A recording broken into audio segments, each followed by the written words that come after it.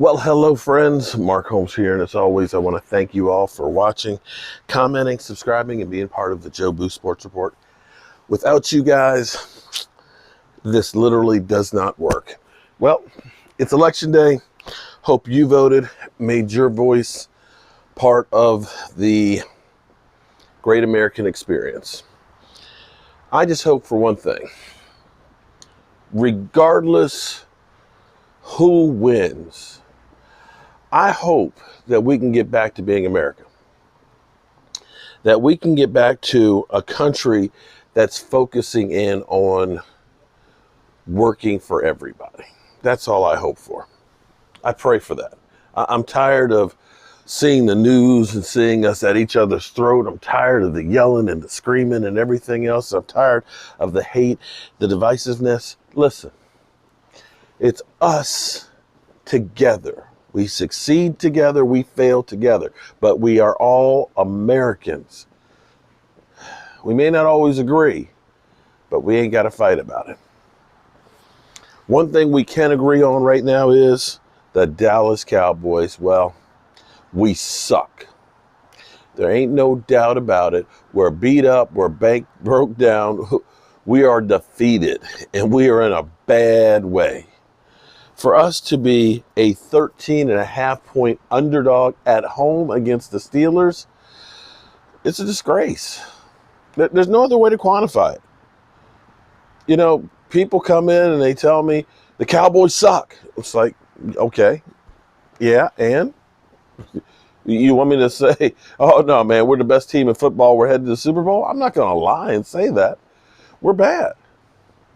Without our quarterback, we stink. The fact that we have, you almost have to laugh to keep from crying. We got Ben DiNucci, as Michael says, a bomb-ass pizza spot. We got Garrett Gilbert. You might as well say Gilbert Godfrey.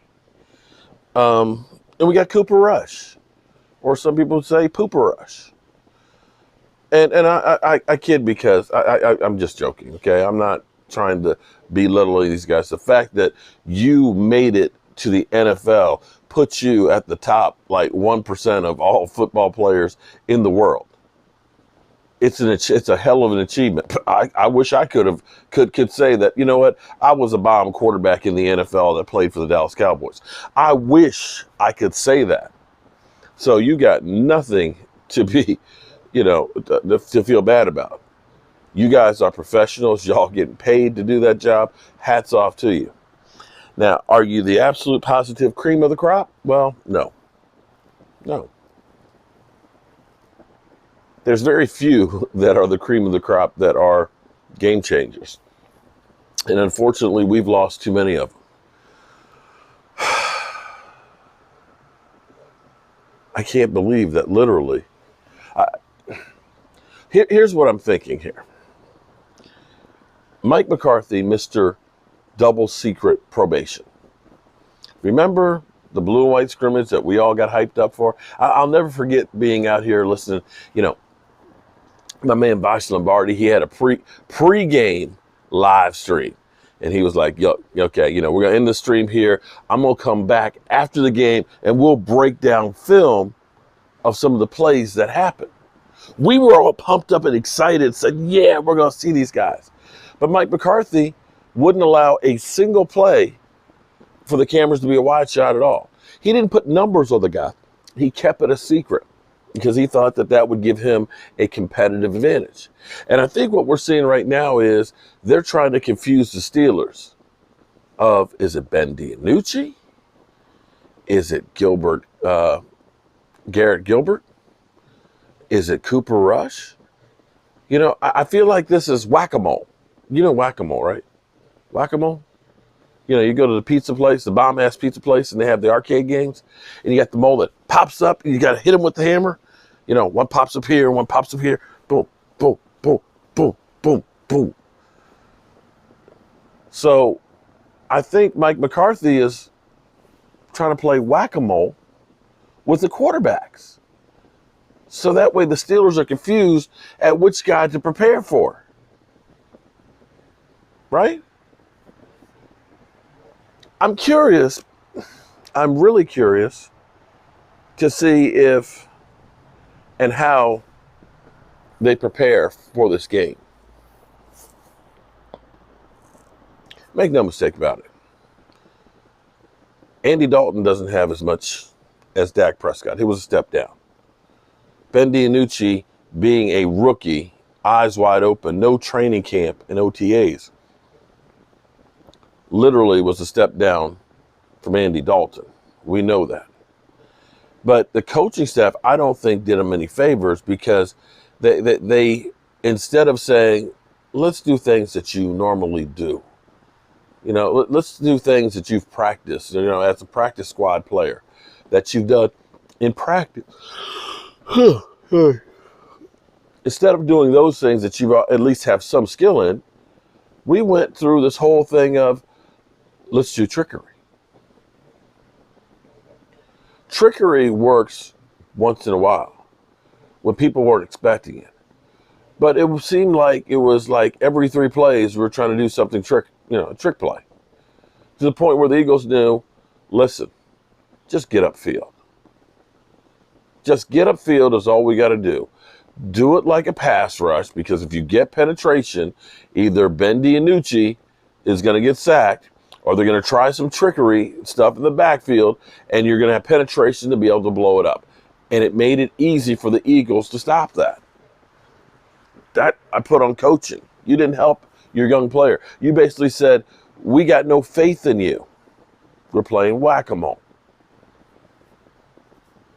And this is where I begin to start questioning our play calling and coaching. We have how many former quarterbacks? 4 or 5 on the staff. Do we have too many voices that are trying to input in here? I'm putting it. I'm trying to, like everybody else, come up with answers. I don't know, but these are things that I hope that the coaching staff is looking at. I'm hoping that the front office is looking at. I'm hoping that Jerry Jones and Will McClay and Stephen Jones are looking at and saying, what are the things that we're doing wrong that are helping to keep us from being successful? We know that injuries are a big part of it. Let's be clear on that. But before the injuries, you had problems on the defense that had nothing to do with injuries. And they got to reevaluate all this stuff. Like I said, I wish I had the answers for what's going on where I could just magically say, this is the plan. Here's exactly what you need to do. But there's so many things that are wrong. It's like, where do you begin? 13.5-point underdog. Cooper Rush, who just got re-signed yesterday. Garrett Gilbert, who has never even thought about starting a game, might be. Or Ben DiNucci might get his second start. Wow. That's 2020 for you, y'all. That's 2020. Well, we'll go in here, watch some of the election coverage, and see who's going to be president the next 4 years. And hope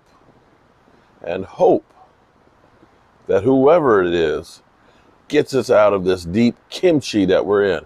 I'm sick and tired of this damn COVID and 2020. I'm ready for some new shit. I hope you are too.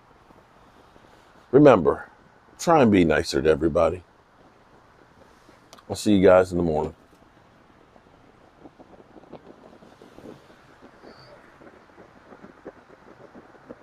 You don't want to go out